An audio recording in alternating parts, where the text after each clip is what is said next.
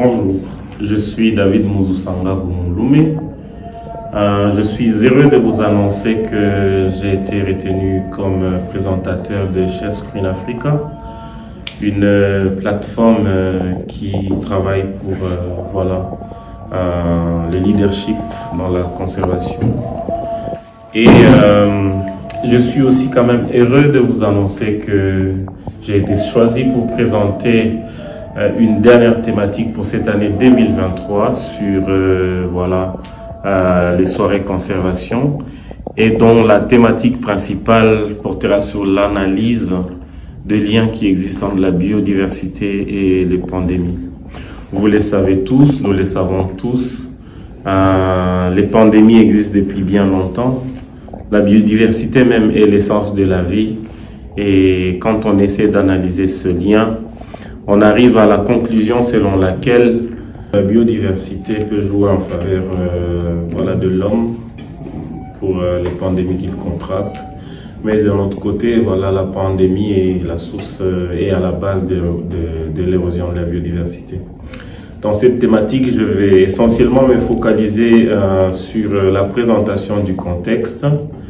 Je vais revenir aussi un peu sur la manière dont toutes les activités humaines peuvent conduire à l'érosion de la biodiversité et à l'accentuation de la contractation des pandémies.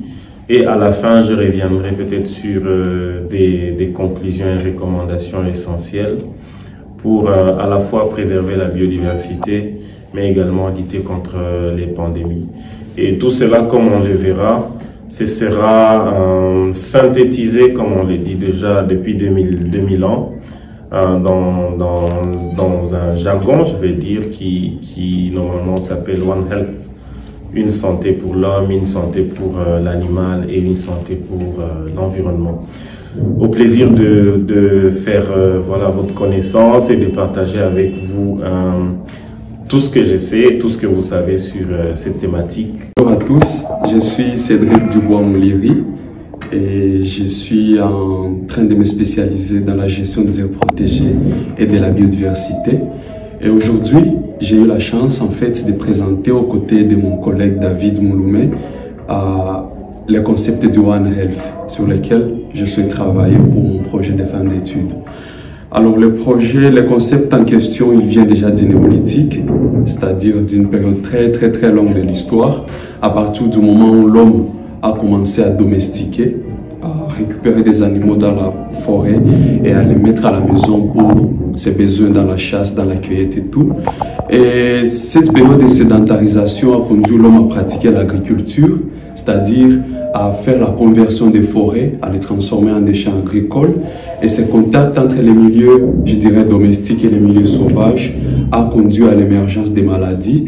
Et nous avons des exemples parce qu'il y a en fait des agents pathogènes qui sont présents dans la nature et qui ont conduit à la transmission des maladies sauvages vers les milieux domestiques, c'est-à-dire là où l'homme vivait, à travers ces contacts entre les animaux et l'homme, les animaux étant des réservoirs de ces maladies.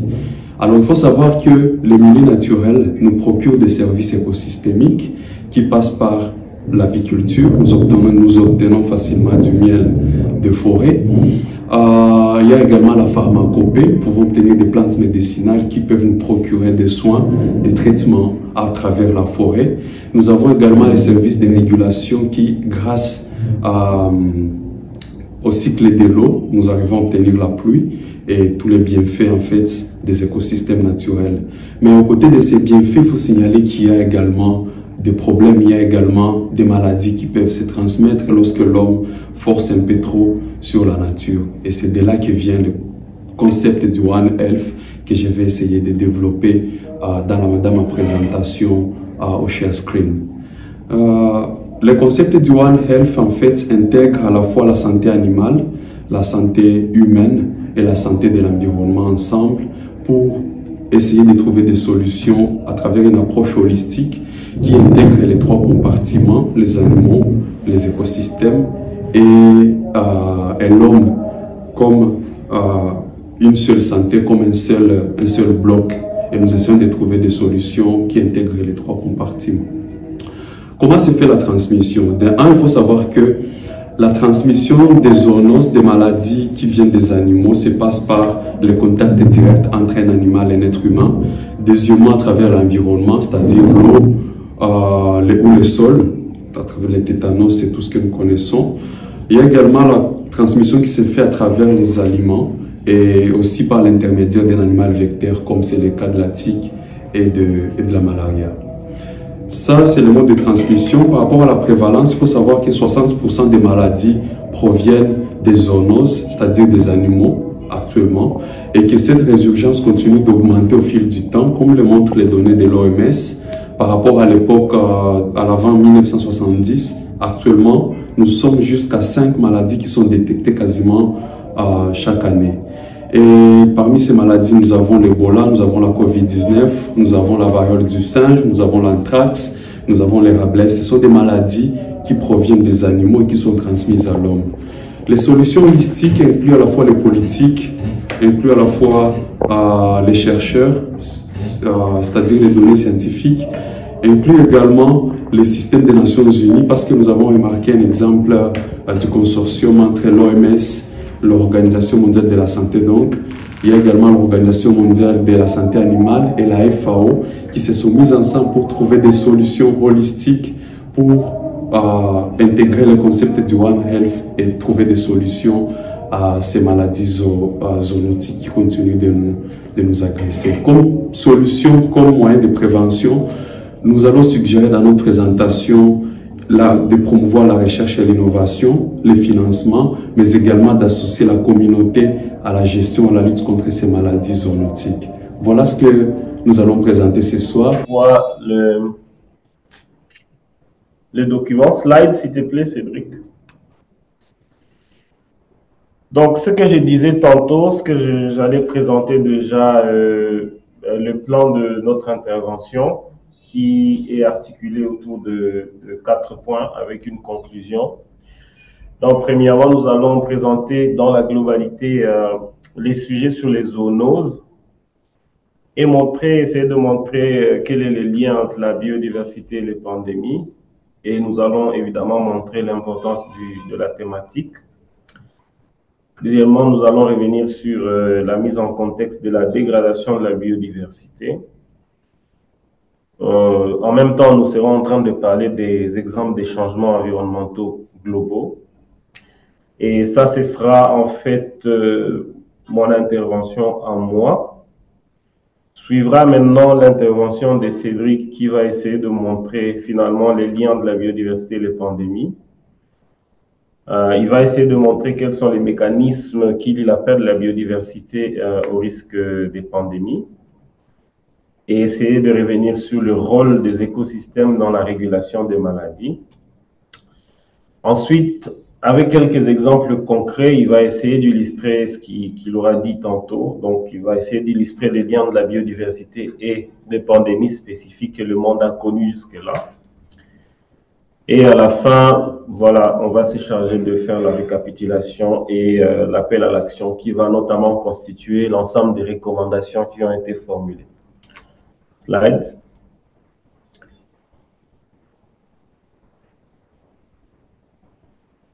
Alors, avant tout, on parle des zoonoses, on parle des biodiversités, on parle des pandémies, mais on va d'abord vouloir savoir qu'est-ce que c'est. C'est déjà quoi la biodiversité, c'est quoi la pandémie, c'est quoi une zoonose, pour nous permettre à nous et à vous d'être sur les mêmes pieds et de comprendre de quoi on sera en train de parler tout au long de la session. Et la biodiversité telle qu'on l'entend, c'est un mot qui a été découvert déjà depuis longtemps et il est composé de 2 autres mots. Donc c'est un mot composé qui est composé et constitué de la biologie et de la diversité. Et il est normalement défini au niveau des 2 aspects. Nous avons un aspect conceptuel qui regorge en fait un sens beaucoup plus politique, académique. Et nous avons une définition opérationnelle que beaucoup de chercheurs, que beaucoup de personnes qui sont dans les domaines de la biodiversité utilisent. Et c'est vraiment la deuxième définition qui va ici attirer notre attention. Et la biodiversité, en fait, c'est la composition et le nombre d'espèces qui interagissent entre eux, mais aussi entre eux et les milieux. Donc, on comprendra là qu'il y a beaucoup d'interactions entre, voilà, les espèces, entre eux et avec l'environnement. Slide, s'il te plaît, Cédric. Et on va parler aussi dans nos discussions, dans nos échanges, des pandémies qui sont pas trop différentes des épidémies, mais l'un est au sens large et l'autre est au sens beaucoup plus, si vous voulez, régional ou au sens restreint. Et les pandémies, en fait, c'est l'ensemble des épidémies qui atteint un grand nombre de personnes dans une zone géographique très étendue. On a connu le cas de Covid-19. Nous avons aussi, par exemple, les cas de la peste qui, voilà, constitue ce qu'on appelle pandémie. Et les épidémies, par contre, c'est en tout cas l'apparition et la propagation d'une maladie infectieuse contagieuse qui frappe en même temps et en un même endroit un grand nombre de personnes, d'animaux. Au niveau de personnes, on parle d'épidémie. D'animaux, on va parler d'épizootie. Et de plantes, on va parler d'épiphytie. Nous avons par exemple l'épidémie de la grippe, la choléra, la fièvre jaune. Slide. Alors, quelle est l'importance de parler de zoonoses? Pourquoi les zoonoses? Pourquoi le lien entre voilà, la biodiversité et les pandémies? Tout à l'heure, vous serez en train de voir qu'au début, on a parlé du One Health, qui veut dire tout simplement une seule santé. Et en fait, c'est depuis les années 2000 qu'on a développé ces concepts, qu'on lui a accordé une définition propre. Et depuis là, les chercheurs mènent toujours des études pour comprendre un peu les liens qu'il y a entre voilà, l'environnement, l'homme et l'animal. Et c'est comme ça qu'ils ont régorgé ça dans la thématique centrale, le One Health. Ça veut dire santé animale, santé humaine, santé de l'environnement. Cela constituerait une seule santé. Donc, ce concept-là, il permet de penser la santé à l'interface de celle des animaux, comme je venais de le dire tantôt, et comme on le montre sur le graphique qui est là devant.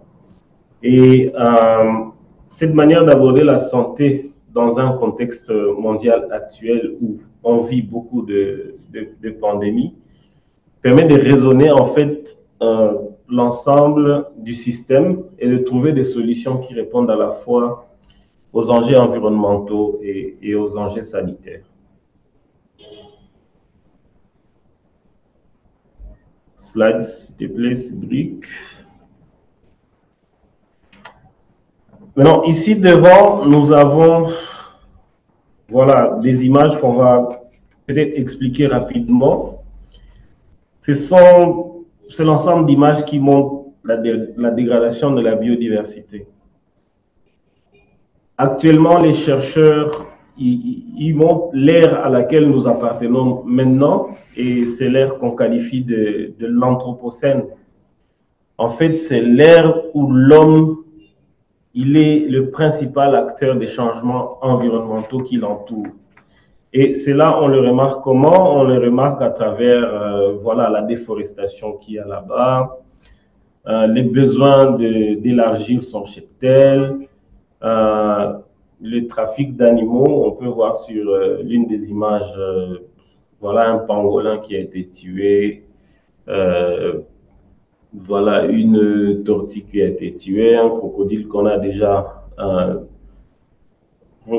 un crocodile où voilà, la carapace a été enlevée et ces animaux-là sont prêts pour aller être vendus. Et bien d'autres activités humaines qui, en réalité, déséquilibrent l'écologie en général, qui déséquilibrent les écosystèmes et conduisent immédiatement à la perte de la biodiversité. Et cela ne peut se faire sans conséquences directes sur l'homme lui-même, sur l'animal, peut-être les animaux avec lesquels il vit, et sur les plantes qu'il domestique ou qu'il plante. Et c'est à ces niveaux-là où l'homme essaie de transformer son écosystème. C'est à ce niveau-là où l'homme essaie de modeler les milieux dans lesquels il vit pour tous ces besoins dont j'ai cité. Il y a à côté aussi l'urbanisation et tout, qu'il contracte en fait de maladies. Et ces maladies, ce sont là les maladies qu'on va appeler des zoonoses. Plus tard, mon collègue Cédric va revenir vraiment à fond sur ce qu'on va appeler zoonoses, qui sont déjà initialement les maladies qui se transmettent entre les animaux, enfin des animaux aux hommes.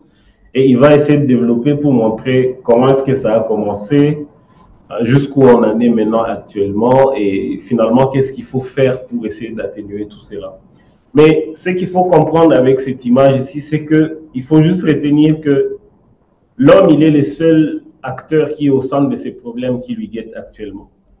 Que ce soit les changements globaux, que ce soit voilà, la perte de la biodiversité et tout, que ce soit les différentes contaminations ou pollutions à travers évidemment les activités industrielles et tout, il est en fait au centre et au milieu de tous ces problèmes-là.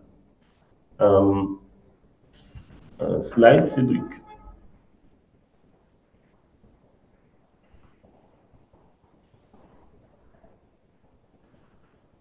Voilà, un peu avant d'arriver à tout ce que Cédric va développer tout à l'heure, ce que je disais en fait, c'est que il faut situer toutes les modifications ou tous les changements que l'homme apporte dans son écosystème, dans son écologie. Et les exemples des changements environnementaux en fait qu'on observe actuellement, puisqu'on parle des changements climatiques, on va voilà, observer des hausses des températures, on observera la modification de l'atmosphère. J'ai parlé tantôt des pollutions, il y aura déclin de la biodiversité. Et quand on essaie d'évaluer, on se dit, bon, voilà, on va parler de la manière intégrée, en fait, pour mettre l'homme, l'animal et l'environnement au même pied et se dire, si on parlait de santé animale, c'est de trouver en fait des mécanismes pour aider l'homme à limiter ou trouver des alternatives pour aider l'homme à limiter la propagation des pandémies par lui-même. Je vais essayer de laisser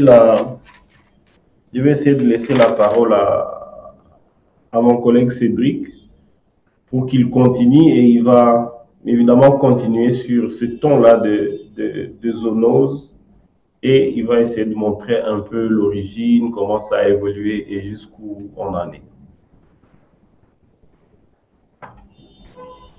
Voilà, merci beaucoup. Je vais essayer d'aller aussi très rapidement pour compléter mon collègue et revenir un peu en amont voilà, de vous donner des exemples et des cas pratiques. En tant que biologiste, je suis en train de me spécialiser beaucoup plus sur cette thématique du One Health, associée à un autre concept dont je veux peut-être développer au cours de ma présentation. Alors aujourd'hui, nous parlons du One Health. Le One Health signifie une seule santé. Cela vient en fait c'est une histoire assez longue parce que le One Health signifie tout simplement intégrer à la fois la santé animale, c'est-à-dire la santé des animaux, aux côtés de la santé de l'humain, plus la santé des écosystèmes ou de l'environnement. Donc, pour vous donner un exemple concret, c'est rassembler des éléments sur à la fois les gorilles ou les singes, l'homme et la forêt dans laquelle vivent ces gorilles ou ces singes, et dont l'homme est principal acteur parce que lorsqu'on rentre un peu en arrière, on va remarquer que tout part de la période du néolithique où l'homme a commencé à pratiquer ce qu'on appelle la sédentarisation, c'est-à-dire il a arrêté d'être nomade et il s'est décidé de se fixer un seul endroit. Qu'est-ce qu'il a fait? Il a commencé par domestiquer des animaux qu'il partait chasser et qu'il ramenait chez lui. Ça, c'est le premier élément. Deuxième élément, il a converti des surfaces forestières, donc des forêts, en champs agricoles. Donc, il a voulu pratiquer de l'agriculture. Qu'est-ce qui arrive? On a des éléments qui montrent que à cette période-là du néolithique, les agents pathogènes présents dans les sols et qui ont été manipulés par les agriculteurs, c'est-à-dire lorsque l'homme a commencé à, voilà, à cultiver et tout, il s'est mis en contact direct avec des pathogènes, avec des bactéries, avec des microbes. Et c'est à partir de ces moments-là qu'on a commencé à voir l'émergence du tétanos, de la tuberculose ou de la lèpre. Les rats, les souris, les chauves-souris sont également des transporteurs, des véhicules qui ont fait sortir ces maladies, donc les tétanos, la tuberculose et la lèpre, de leur environnement naturel, c'est-à-dire dans la forêt, vers l'homme, l'être humain, lorsqu'il a commencé à se sédentariser, à s'installer sur un seul endroit. Euh, L'autre élément que nous allons voir, ici nous avons un slide qui nous montre un peu la notion de service écosystémique. Cela veut dire tout simplement que nous avons ici 4 blocs et chaque bloc représente ce que nous tirons de la nature ou de l'environnement. Les premiers blocs, c'est par rapport au service d'approvisionnement. Nous recevons de la forêt, comme vous le savez, les bois de construction. Nous pouvons utiliser du bois pour faire le chauffage. Nous avons de l'alimentation à travers la cueillette et la chasse. Lorsque nous cherchons du miel, par exemple, dans la forêt. De notre côté, nous avons les services de régulation à travers les cycles de l'eau. Nous obtenons de la pluie grâce aux forêts, grâce aux arbres. De notre côté, nous avons l'avantage du carbone. Nous émettons du CO2, et la forêt séquestre ce CO2 en nous transmettant à la fin de l'oxygène. De l'autre côté, nous avons l'éducation, nous avons à travers l'écotourisme et tout. Ce sont des bénéfices que nous tirons de la forêt ou de notre environnement. Malheureusement, tous ces avantages ne viennent pas tout seuls parce que nous avons tendance à, voilà, à pénétrer par force dans la forêt et à collecter des choses sans prendre en compte des protocoles stricts, sans laisser à la nature le temps de se régénérer, sans s'inspirer même du fonctionnement réel de la nature. Et c'est là que vient le principe du One Health, le concept du One Health, qui est une approche collaborative. Donc, le One Health rassemble 3 secteurs, 3 blocs, l'environnement, la santé humaine et la santé animale, pour essayer de trouver des solutions qui sont coordonnées. Donc maintenant, vous ne verrez plus les ministres de la Santé qui travaillent seuls, les ministres de l'Environnement qui travaillent seuls, mais vous allez voir tous ces ministères-là, toutes ces divisions-là qui sont dans nos pays en train de collaborer ensemble autour du concept du One Health. Et beaucoup de pays sont actuellement en train d'implémenter ces systèmes depuis qu'on a vu, la pandémie de COVID-19 qui a essayé un peu de populariser le concept du One Health. Donc, le One Health, en gros, c'est la solution à ces problèmes de mauvaise gestion des pandémies ou des zoonoses, des maladies qui surviennent et qui peuvent attaquer quasiment toute la planète. Donc, ce qu'on appelle des pandémies, contrairement aux épidémies qui sont limitées à une seule région. Comment se fait la transmission des zoonoses? Les zoonoses, d'abord, sont des maladies infectieuses, comme je l'ai dit, ou parasitaires, qui sont transmises à l'être humain par des animaux. Pourquoi ça m'intéresse particulièrement? C'est parce que je suis biologiste, comme je l'ai dit, et je suis spécialiste de la faune, donc je m'intéresse aux animaux qui vivent dans la forêt. Et ces animaux qui vivent dans la forêt sont généralement consommés par nous, les humains. Donc, dans mon pays, dans la région où je travaille, là où on a trouvé par exemple, les virus de l'Ebola, c'est une région c'est la seule région au monde où vous pouvez trouver des bonobos. C'est à l'ouest du Congo et c'est là où je travaille. Et c'est une région où il y a une forte émergence des virus et des épidémies. Actuellement, la population de cette région fait face à beaucoup de maladies qui viennent de la consommation de la viande de brousse de la part de cette population. Et comment se fait la transmission? La transmission se fait donc par contact direct entre un animal et un être humain. Il y a la rage, par exemple, qui se transmettait à l'humain lorsque un chien atteint de la rage pouvait mordre un homme. Aujourd'hui, ce contact s'est fait aussi lorsque nous consommons la consommation d'aliments d'origine animale, que la population de mon pays ne cesse de consommer actuellement.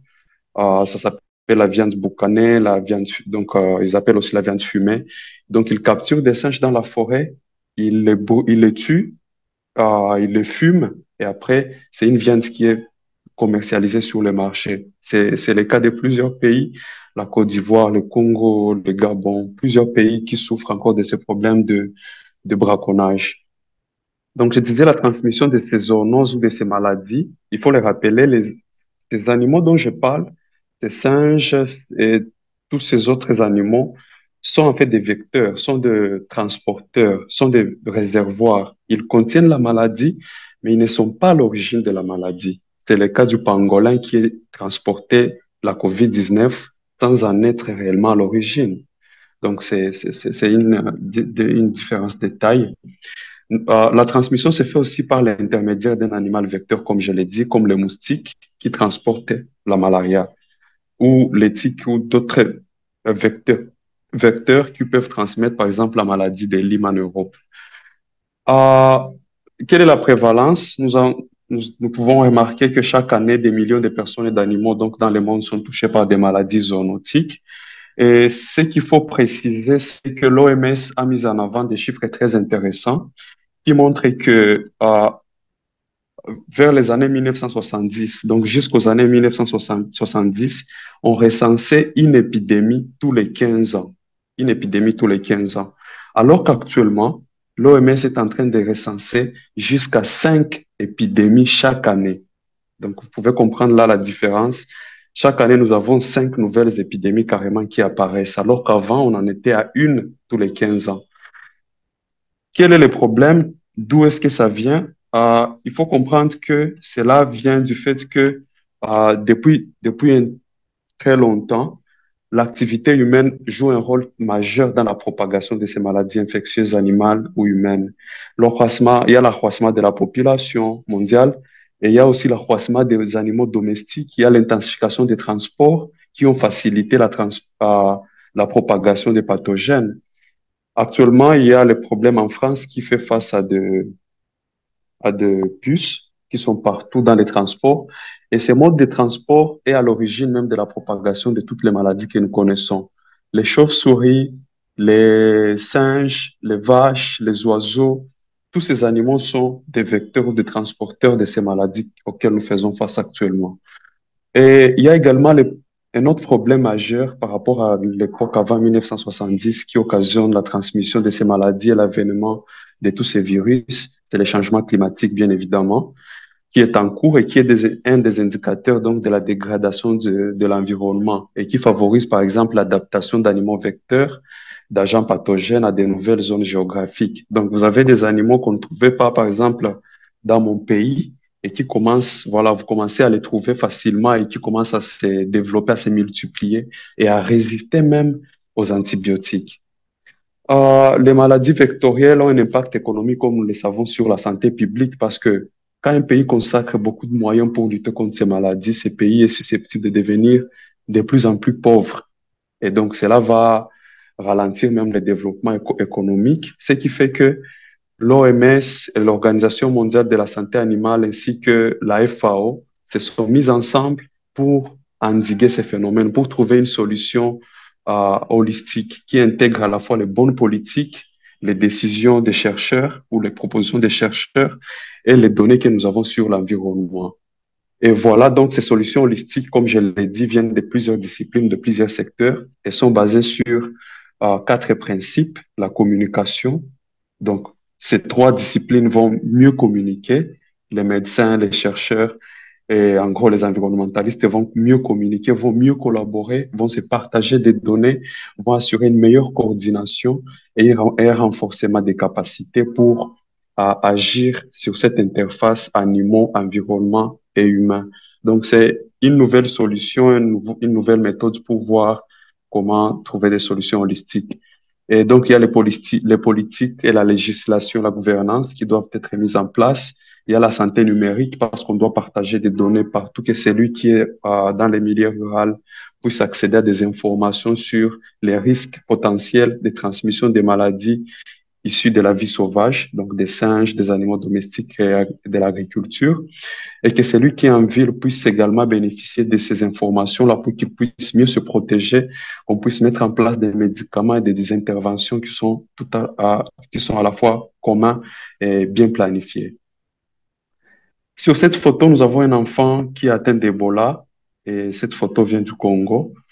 Euh, Cette photo nous montre à quel point la maladie elle est dangereuse parce que les personnes qui sont en train d'évacuer l'enfant sont entièrement couvertes et il suffit d'une petite zone ouverte comme nous le voyons dans des films pour que la personne soit aussi infectée. Et ce sont des processus qui sont très complexes. Il y a des protocoles qui sont extrêmement détaillés pour essayer de se protéger contre ces maladies. Donc, comme stratégie de prévention, je suggère qu'on fasse plus de recherche et d'innovation, comme actuellement ce que nous sommes en train de faire sur les bonobos avec mon collègue David. Nous sommes en train de travailler sur la mise en place de ces concepts de One Health à l'échelle de notre pays. Il y a aussi la prévention en amont. Nous devons nous préparer à la gestion des crises. Nous avons vu comment la COVID-19 nous a tous surpris. Nous devons également associer la communauté, intégrer la notion de genre et les connaissances et les pratiques culturelles. C'est-à-dire, il y a des gens qui considèrent certains animaux comme leurs dieux et qui les vénèrent. Et ces populations doivent connaître quels sont les risques de se rapprocher davantage de ces animaux par rapport à la propagation des maladies. Donc, nous devons absolument considérer cela et nous devons donc baser nos politiques sur toutes ces considérations afin de lutter contre les maladies zoonotiques. Euh, En bref, ici sur ces slides, j'essaye de résumer un peu tout ce que j'ai dit. Là, je vais vous donner des exemples. Il y a, comme nous les connaissons tous, il y a la pandémie de COVID-19 qui nous a frappés et qui venait de Wuhan en Chine cette année. Il y a parmi les zoonoses, là je suis en train de citer les zoonoses, donc comme je l'ai dit, ce sont des maladies infectieuses ou parasitaires transmises à l'être humain par des animaux. Et parmi les exemples les plus concrets que nous connaissons tous, il y a donc la COVID-19, il y a le sida qui a tué 25 millions de personnes. Je vous rappelle, le sida, il est né vers les années 25-70 et il était transmis à travers un singe. Et nous avons d'autres maladies comme la peste des Justiniens qui est apparue au sixième, je crois, entre le 6e et le 8e siècle et qui était apparue pour la première fois ici en Égypte et qui, voilà, qui s'est remarqué par la peste bubonique et qui a tué 100 millions de personnes. Il y a la peste noire qui a tué entre 25 et 34 millions de personnes. C'était une infection bubonique, donc vous pouvez avoir des boutons sur le corps et à partir de ce moment-là, c'était causé par une puce. Donc, comme la puce qu'on a en Europe actuellement en France, mais c'est une autre espèce de puce qui transmettait, donc qui hébergeait en elle cette maladie. Il y a la fièvre jaune qui est apparue au XVIIe siècle et qui se transmettait par des moustiques. Il y a le choléra. Je vous rappelle, le choléra, c'est une pandémie qui qui se transmet par voie orale. Et il y a des poules qui ont infecté des personnes, les poules à la maison. Et cette maladie, le choléra, a tué 25 à 100 millions de personnes. Donc, ce sont des bactéries qui infectaient les poules et les poules transmettaient la maladie aux êtres humains. Il y a aussi la grippe asiatique qui a tué des millions de personnes. Il y a la grippe de Hong Kong qui a tué aussi près de 2 millions de personnes. Et donc, ce sont des maladies qui continuent d'émerger. Comme je l'ai dit en amont, actuellement, nous avons jusqu'à 5 épidémies, pardon, par an, alors qu'on en était à une épidémie tous les 15 ans. Donc, ici, je montre un peu au niveau de l'anthropisme. Vous pouvez voir que les causes sont la déforestation et l'usage des terres. Nous sommes en train de pénétrer davantage dans nos forêts et nous sommes en train de convertir des surfaces forestières en champs agricoles. Nous sommes en train de produire le bois, nous sommes en train de produire beaucoup de choses, nous sommes en train de chasser des animaux à l'intérieur. Il y a aussi l'accroissement de l'élevage. Nous voulons toujours élever davantage. Nous avons aussi un problème de développement urbain. Nous avons besoin de plus d'espace pour construire des maisons. Et cela nécessite de pénétrer jusque dans nos espaces naturels, ce qui cause la disparition des milliers d'hectares de forêts. Et nous mettons dessus des maisons et à la fin, voilà, il y a des animaux qui émergent parce que ces surfaces forestières hébergées étaient des niches, en fait, de nombreuses zoonoses, de nombreuses maladies. Il y a aussi les trafics d'espèces et de commerce. C'est pourquoi vous trouverez une maladie qui est née au Congo, qui se retrouve en Chine, comme la COVID-19. Mais ce n'est pas né au Congo.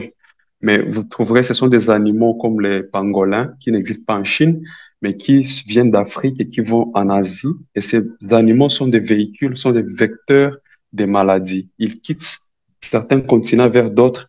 Et ce sont des mécanismes de transmission des maladies qui vont se mettre en place à travers les contacts humain-animal, animal-humain et tout. Il y a aussi la perte de la biodiversité. Lorsque nous perdons la biodiversité, nous ne sommes plus à mesure, voilà, nous ne sommes plus suffisamment forts pour combattre ces maladies parce que, je parle des animaux, bien évidemment. Les animaux n'ont plus la capacité de lutter contre ces maladies parce que leur force génétique est en train de disparaître, parce qu'ils ne peuvent plus se partager des caractères, euh, je dirais, des caractères adaptatifs qui peuvent leur permettre de combattre certaines maladies ou d'y faire face. Les moyens de prévention, je l'ai dit, c'est le partage de la connaissance, l'éducation, la formation, la préparation, la gestion de crise, la prévention en amont, la recherche et l'innovation. Et voilà, je crois que j'ai fini. Je vous remercie d'avoir prêté attention à ma présentation. Je suis désolé d'avoir dépassé des 2 minutes. Merci Cédric pour la suite de la présentation. Maintenant, en tout cas, c'est comme je disais tantôt, c'est la fin. J'ai dit qu'à la fin, on chiterait à voilà quelles sont les actions concrètes qu'il fallait qu'on prenne en compte pour évidemment essayer de préserver à la fois la biodiversité et préserver l'homme des pandémies. Et mon collègue Cédric est revenu sur tout un paquet voilà, des propositions qu'il faut au niveau local, au niveau national, au niveau régional, au niveau international appliquer pour essayer voilà, de limiter les zoonoses au niveau de l'homme. C'est vraiment la fin de notre exposé. Nous serons ravis de recevoir vos questions, vos commentaires et vos observations.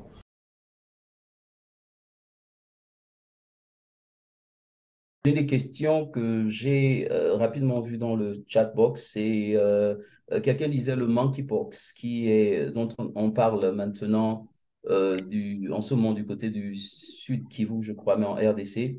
Ça vient de quel animal? Donc à nos orateurs de ce soir. Monkeypox. Ok, merci beaucoup, monsieur Patrick Otomo, pour la question. Je crois que ça doit être une question de Aimé Migo, qui en a posé une autre d'ailleurs un peu avant. Avant de compléter la réponse, peut-être, je ne sais pas si mon collègue Cédric a une réponse rapidement, et puis je pourrais renforcer sa réponse. Ah oui, alors, nous, actuellement, ce que nous savons, c'est que les monkeypox, d'abord, ça s'appelle variole du singe et ça sévit actuellement dans notre pays, en République démocratique du Congo.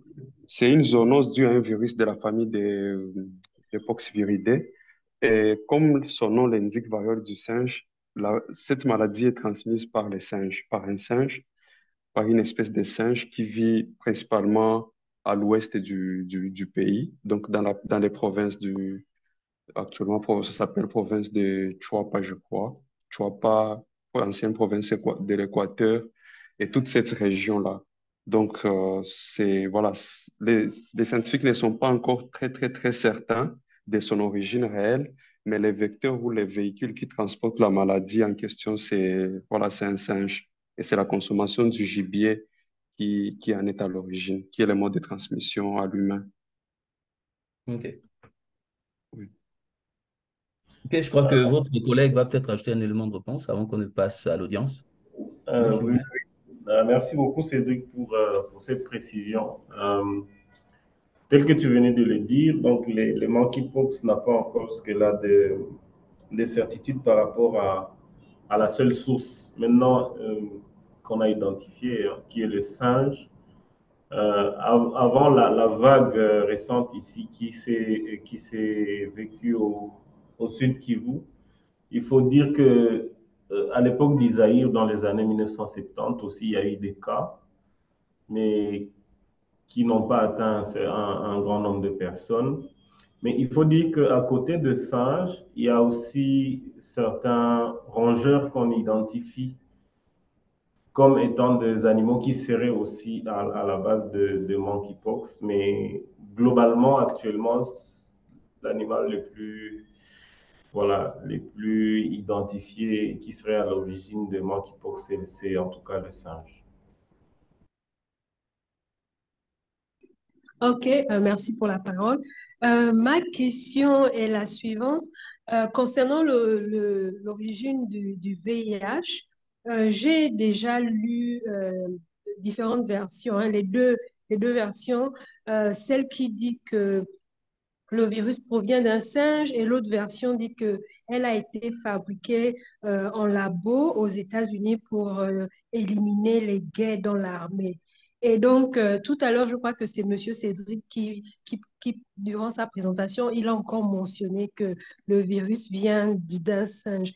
Et donc, finalement, quelle est la vraie version? Est-ce que les deux versions sont vraies ou est-ce que c'est finalement le singe qui est à l'origine pour la transmission du virus à l'homme? Oui, en fait, il y a les deux versions, comme vous le dites. Il y a la version qui dit que, voilà, vers les années 70, le virus a été fabriqué en laboratoire aux États-Unis. Hum, mais je suis très, très, très dubitatif sur les, les genres de théories et c'est très difficile pour moi de me prononcer dessus parce que je n'ai pas des éléments de preuve qui peuvent certifier que réellement tel laboratoire à Atlanta ou je sais pas où aux États-Unis a fabriqué le virus du sida. Ce que je sais, ce que moi je connais, c'est que ces virus en question a très certainement contaminé des personnes en Afrique subsaharienne, donc ici en vers l'Afrique non australe. Et ça s'est fait par exemple à l'occasion de la chasse et de l'abattage des grands singes pour la consommation alimentaire. Les sida en soi, ou le virus en soi, il s'est ensuite adapté à l'homme et a ainsi donné naissance au VIH tel que nous le connaissons aujourd'hui. Mais sur le plan scientifique, ce que nous savons, c'est qu'il serait issu d'une mutation d'un virus présent chez certains singes d'Afrique. Donc, il y a un virus qui existait déjà au départ et il y a une mutation qui a donné naissance au sida. La première contamination a eu lieu, je pense, vers les années 1940, avant de se populariser vers les années 70.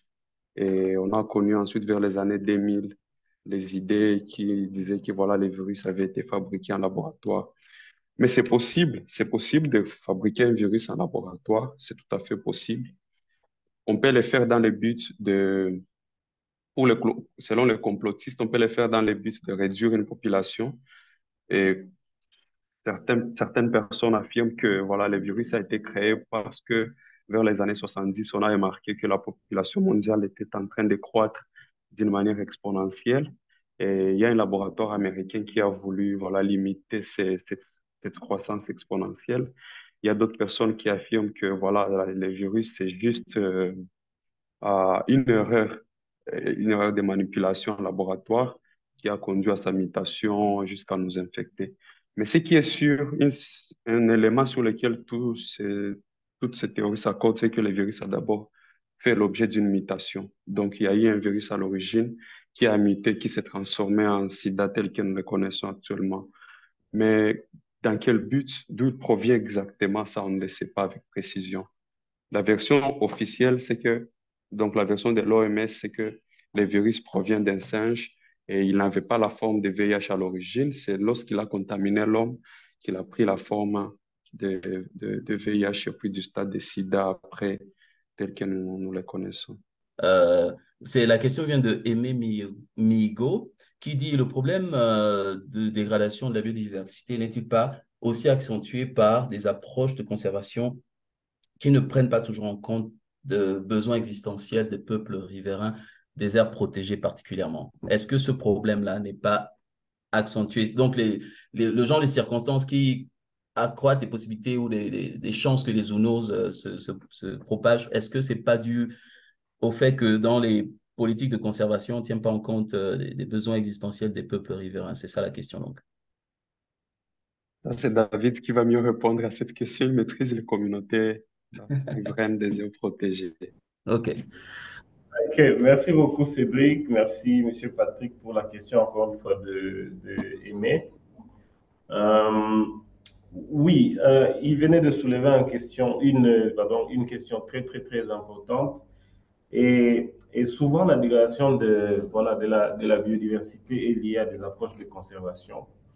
Euh, Des fois on le sait, dans toutes les aires protégées en Afrique, actuellement il s'est développé des partenariats publics-privés. Déjà d'abord, nos institutions étatiques n'étaient pas assez fortes et pas surtout fonctionnelles pour la mise en œuvre de la conservation. Et il y a eu un mouvement de partenaires privés qui sont venus, ils ont signé des accords avec nos États pour essayer de conserver la nature. Mais malheureusement, tous les projets et programmes de développement autour des aires protégées n'ont pas pris en compte, la communauté et qui pourtant normalement devait être inclusive. Mais finalement, quand ils se sont rendus compte que oui, cela faisait en sorte que derrière le dos, les communautés riveraines, ils entrent, ils exploitent et tout, et par moments ils contractent des zoonoses et tout. Ils ont commencé à adopter des approches beaucoup plus inclusives. On va remarquer déjà là où Monsieur Aimé travaille d'ailleurs au Sud Kivu autour du parc national de Kaozi-Biega. Il y a maintenant des activités qu'on appelle habituellement on crée des comités de conservation communautaire où on intègre évidemment les populations riveraines pour qu'ils s'en prennent de la question, pour qu'ils participent aux décisions, pour même qu'ils participent à la planification des activités. Et cela fait en fait en sorte que l'on trouve une sorte d'équilibre entre la conservation de la biodiversité et les besoins de la population locale. Et parce qu'ils ont participé à la planification, on essaye de veiller à ce que tout ce qu'ils vont élaborer comme stratégie, comme politique ou pratique, respecte en quelque sorte le droit de communauté riveraine de parc. Et voilà même avec l'exemple de la COP maintenant qui est en cours, on a remarqué aujourd'hui, si pas hier, que finalement les peuples autochtones ont participé sur la grande table des décisions. Ils ont, ils ont, ils ont montré leurs inquiétudes par rapport aux politiques qui viennent et tout. Et maintenant, ils peuvent être écoutés, ils peuvent donner leurs mots par rapport à tout ce qui se passe au niveau de la conservation.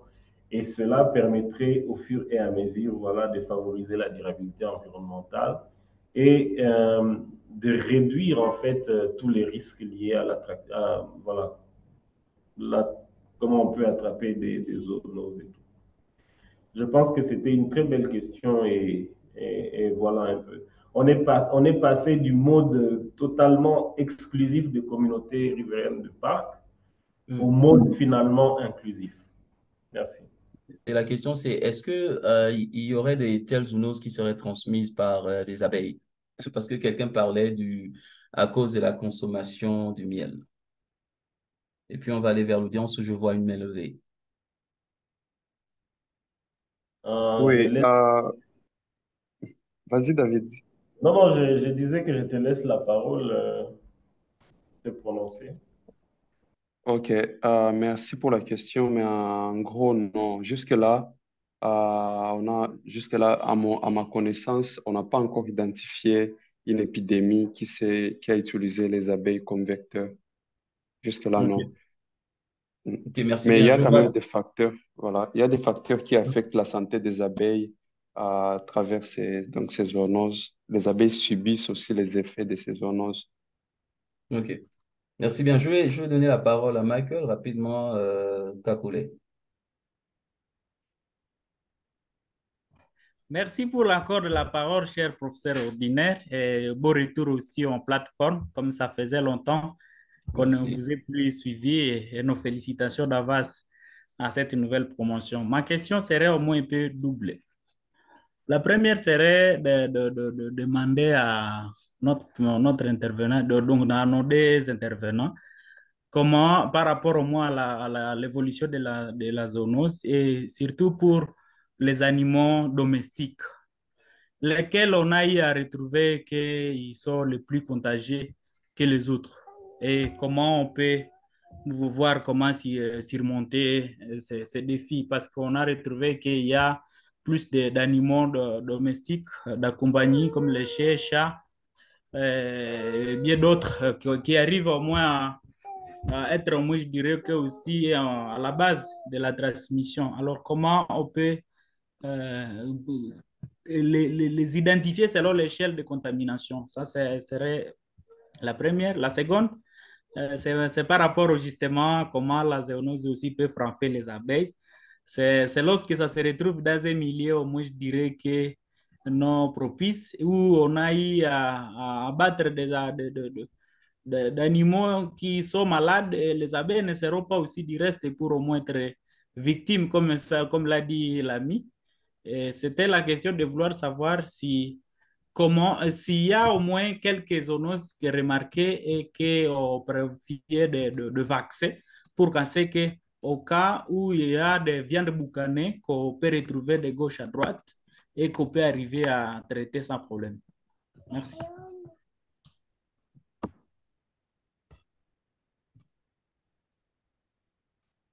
Oui, vous avez eu entendu les questions, Cédric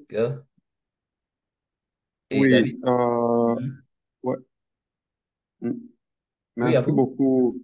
Merci. J'ai bien capté la question.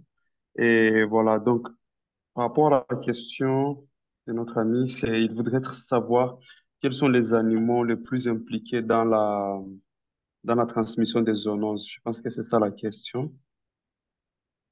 Euh, En fait, les premiers animaux ou les groupes d'animaux les plus impliqués dans la transmission des zoonoses, ce sont des rongeurs d'abord. Parce que il faut savoir que nous n'avons pas l'habitude d'abord de domestiquer des animaux en Afrique. Donc, contrairement aux Européens, aux Occidentaux qui domestiquent tout le temps des animaux, les hamsters et les lapins, les cochons d'Inde, la souris et les rats, ou la gerbille, ce sont des animaux que les Européens domestiquent le plus chez eux. Et donc, les principaux animaux qui sont à l'origine de la transmission de ces puces ou de ces maladies, ce sont les rongeurs.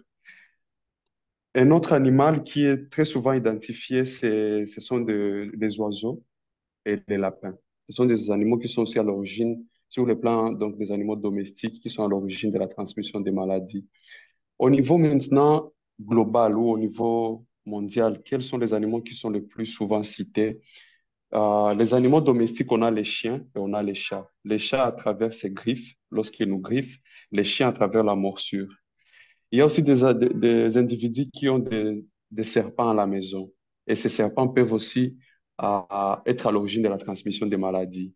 Parce qu'on les capture des milieux naturels, on les transporte vers des pays, vers d'autres pays. Et ces animaux sont domestiqués chez des gens. Et ils peuvent être des vecteurs de plusieurs maladies.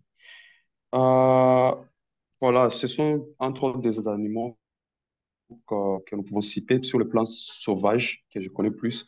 Je sais que l'animal le plus souvent accusé, ce sont les singes. Les animaux les plus souvent accusés sont nos cousins, les singes.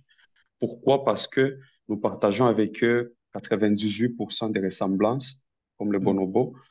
Il y a aussi les gorilles avec qui nous partageons plus de 70% des ressemblances. Et donc, une maladie qui affecte ces singes-là, c'est très facile qu'ils nous affectent parce que c'est l'animal qui nous ressemble le plus dans la forêt. Et cet animal peut aussi transmettre des maladies à nos animaux domestiques lorsque nous faisons la chasse, parce que lorsqu'on fait la chasse, on y va avec des animaux comme les chiens, et ces chiens rentrent dans la forêt avec nous. Ces chiens peuvent récupérer des tiques, peuvent récupérer des puces, et ces contiennent aussi des bactéries qui sont, voilà, à l'origine de nombreuses maladies. Et ces chiens vont revenir vers nos maisons, ces chiens vont contaminer nos chats, nos litières, les litières et tous nos espaces de travail. Et nous allons attraper des rhumes, nous allons capter plusieurs symptômes qui vont conduire à des maladies. Donc voilà. Pour la deuxième question concernant les abeilles comme vecteurs, je ne sais pas parce que le mécanisme de, donc la piqûre de l'abeille, en fait, comme mon ami le sait, tout le monde sait que l'abeille nous injecte une partie de son abdomen dans le corps. Et donc, jusque-là, je ne sais pas avec précision comment se ferait la transmission depuis l'abeille. On va essayer de rechercher des choses sur ça. Mais à ma connaissance, je ne sais pas comment ça se fait. Je sais juste qu'il y a des grandes menaces qui pèsent sur l'abeille, comme mon ami le sait, et qui sont caractérisées par les modifications environnementales, par exemple, ou les conditions nutritionnelles, ou l'exposition des abeilles aux produits phytopharmaceutiques. Donc, lorsqu'on utilise des engrais chimiques pour lutter contre des maladies, les abeilles aussi en souffrent et peuvent en mourir. Mais aller jusqu'à la transmission, pour l'instant, je ne sais pas. Par contre, je sais que le miel peut aussi contenir des produits des- lorsqu'il n'est pas bien conservé, le miel peut être infecté, comme nous le savons, bien que c'est un produit qui ne périt jamais, mais lorsqu'il est exposé à l'air libre, exposé aux conditions météorologiques anormales, il peut tout à fait se dénaturer, il peut même causer des maladies comme euh, la maladie qui attaque les enfants de moins d'1 an qui consomment les miels. Donc, il y a beaucoup de problèmes qui peuvent subvenir, mais aller jusqu'à la transmission des zoonoses via les abeilles, je ne sais pas. Voilà. Merci pour les exposés. J'ai deux préoccupations. La première, dans les données concernant la survenue des épidémies, le Congo, RDC, a souvent plusieurs vagues d'épidémies. En fait, en Afrique, j'ai remarqué que le Congo a beaucoup de vagues d'épidémies. Et est-ce que euh, il y a des espèces au Congo qui font l'objet de surveillance et est-ce que ces espèces sont les plus ciblées comme vecteurs de transmission des maladies? Et ma deuxième question, c'est de savoir, est-ce qu'il y a une stratégie de traçabilité de la viande de brousse? Parce qu'en réalité, il est difficile dans les pays d'Afrique où on consomme la viande de brousse d'interdire ou d'arrêter la viande de brousse. Et c'est pourquoi dans tous ces pays, il y a même une commercialisation de la viande de brousse. Et donc, je voudrais savoir un peu, est-ce que le Congo, avec toute cette vague d'épidémie, est-ce qu'il y a un dispositif de traçabilité lié à la surveillance sanitaire de la viande de brousse? Merci. Ok, chers orateurs, le plateau est à vous.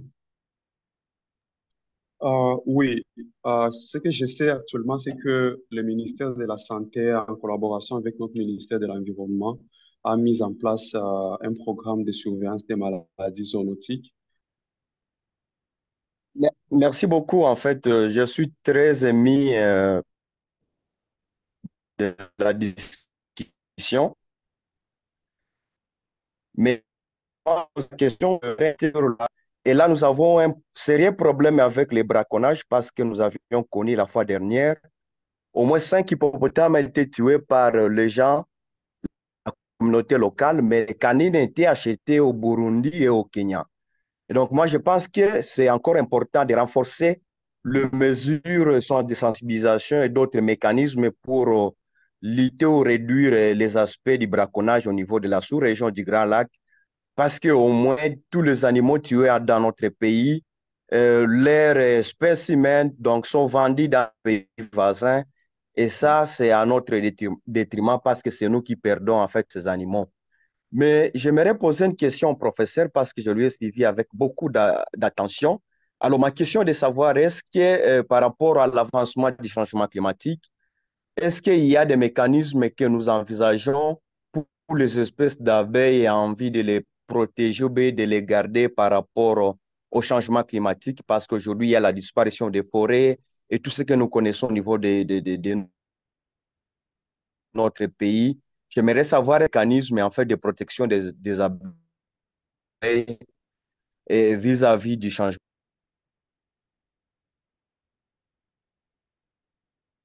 Ok, collègues, c'est vrai qu'il y a eu quelques coupures. Est-ce que vous avez pu appréhender la question de la DISLAS?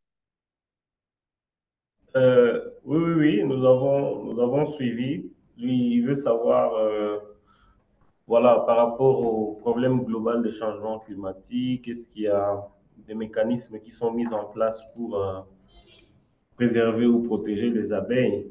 Je pense que cette intervention a eu lieu quand quelqu'un a posé une question sur les zoonoses en lien avec les abeilles. Il y a mon collègue Cédric qui a donné un premier élément de la réponse.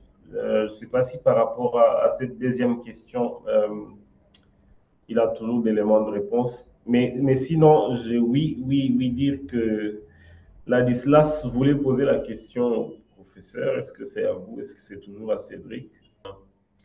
Si Ok. Cédric a, si Cédric a une réponse, ou bien vous, alors Bon, personnellement, je suis pas du domaine. Ce que je sais, c'est que, bon, voilà, bon, je me suis pas senti concerné aussi parce que, voilà, c'est vrai que, bon, je suis professeur, mais comme je suis pas le présentateur ce soir, mais si il fallait que en général, on sait que le changement climatique va aggraver certains problèmes que nous avons déjà. Donc, quel que soit en fait l'organisme et quel que soit le genre d'interaction dont nous parlons, par exemple les zoonoses et tout cela, ce qu'on sait, c'est que a priori, à la base, le changement climatique va certainement exacerber certains des problèmes que nous observons déjà. Donc ça, on peut s'attendre à ce qu'il y ait un changement et que ce changement ne soit pas forcément positif. Ça, c'est ça, la science à la base nous montre déjà. Donc, il peut y avoir éléments d'inquiétude là-dessus. Mais comme je suis pas spécialiste, je pourrais pas rentrer dans trop de, voilà, je pourrais pas donner une réponse plus conclusive, mais ce que je sais, c'est que l'impact n'est pas toujours positif. Voilà. Maintenant, je voulais aller vers une question dans l'audience parce qu'il ne nous reste que 5 minutes à peu près dans le chat box. Et il y a quelqu'un qui a posé une question assez intéressante quand même qui demandait si les animaux marins, par exemple, parce que là, on s'est beaucoup focalisé sur les animaux terrestres, notamment en parlant de forêt, déforestation et tout ça. Mais est-ce que les animaux marins peuvent être porteurs de virus ou qui éventuellement causeraient des zoonoses? Oui, tout à fait. Tout à fait. Les animaux marins peuvent aussi héberger de maladies parce que, comme je l'ai dit en amont, parmi les modes de transmission, il y a l'eau. Donc, l'eau peut aussi être à l'origine, comme l'eau transmet des maladies avec le choléra. Lorsque nous consommons de l'eau des lacs et tout, nous pouvons être infectés par plusieurs maladies qui peuvent conduire à des épidémies dans nos régions.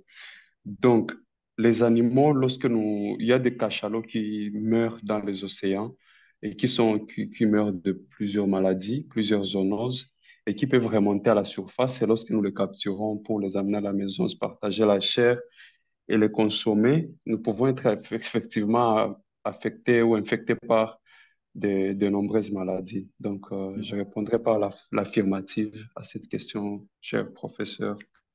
Il y a Elina qui n'a pas posé de question et la main a été levée à plusieurs reprises déjà. Donc, Elina Mac.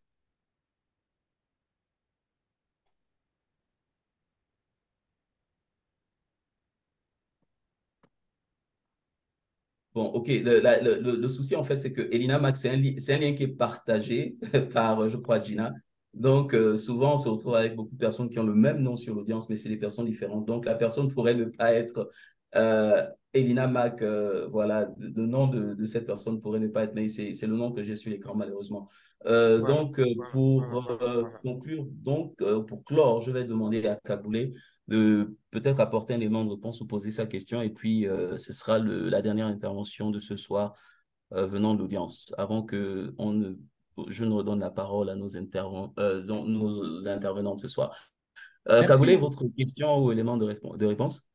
Oui, j'allais revenir à la question là des alternatives, des stratégies mises à place face au changement climatique pour la protection des abeilles.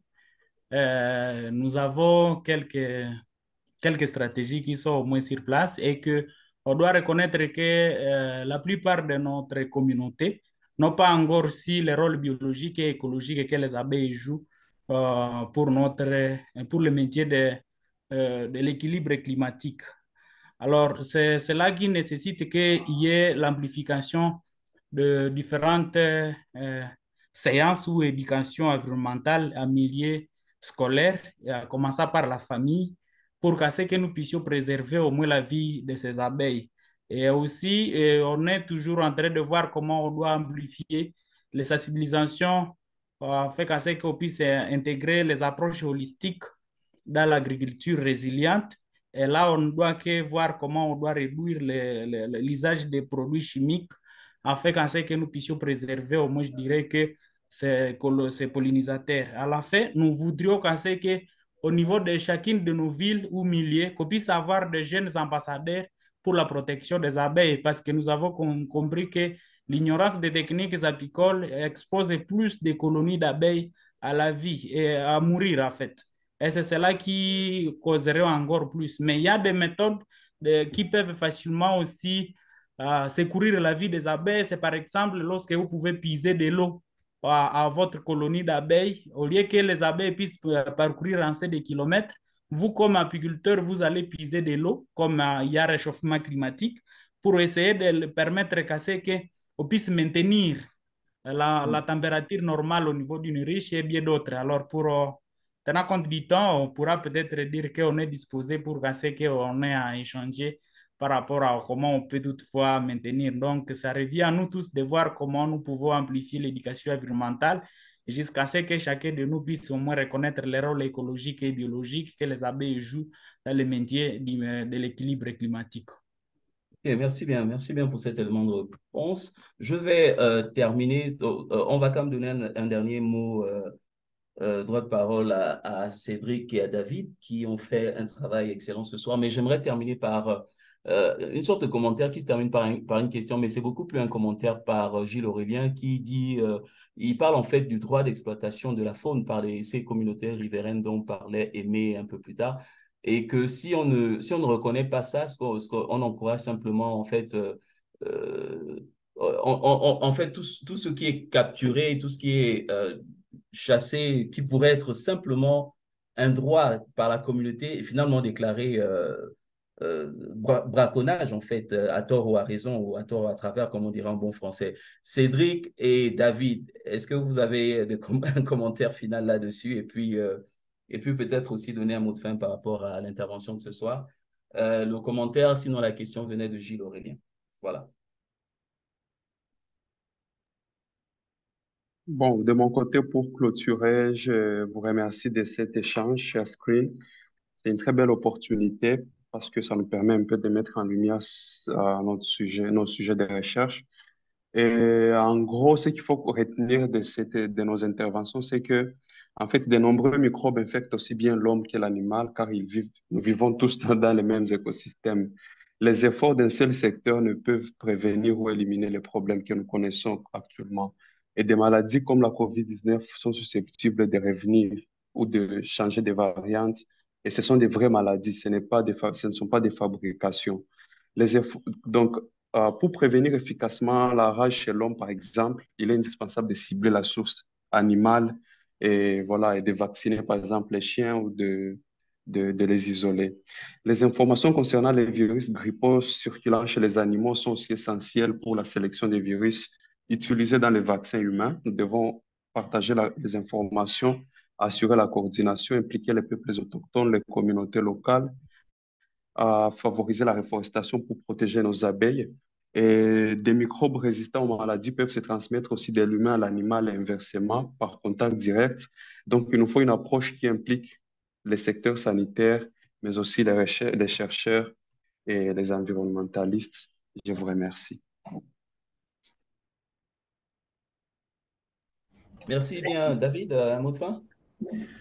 Oui, professeur Patrick, merci beaucoup encore une fois pour ce cadre d'échange que nous avions bénéficié des chers screens. Je tiens à vous remercier personnellement, Madame Laetitia et Madame Gina, déjà pour la confiance et voilà pour ces cadres d'échange ici. Je remercie aussi voilà, toutes les personnes qui nous ont suivis de près et de loin. Vos retours ont été très remarquables et intéressants. Vos questions ont également été intéressantes. Et ce sera toujours un plaisir pour nous de discuter avec vous, de partager avec vous. Mais bien plus, ce sera c'est pas une doléance et tout.